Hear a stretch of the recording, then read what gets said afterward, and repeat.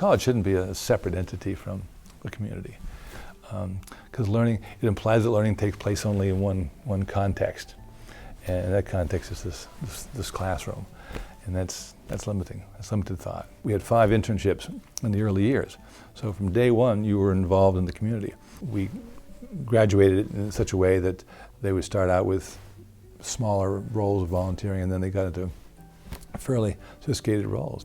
The CASP, which is a Child and Adolescent Service System program, was a program where one of the concerns that arose were, what do we do with kids who've been coming out of institutions, and rather than putting them in another institution, how do we segue them? How do we kind of transition them into the community?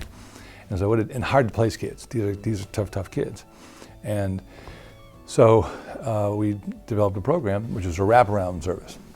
And my role, I think, is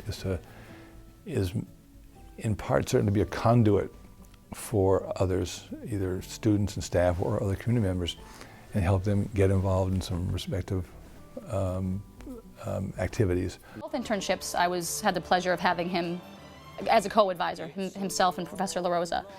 I'd have to say, I had no idea what a wonderful education I had gotten here until I went out into the real world. It helped me to build that confidence to seek out the social work field. I'm proud to say that I was a student here, but also proud to say that he taught me. So I wouldn't have anything that I have now without his help. The thing about Greg is that his classes were so, I don't know, like applicable, and then he impressed upon me how possible it was to make a difference.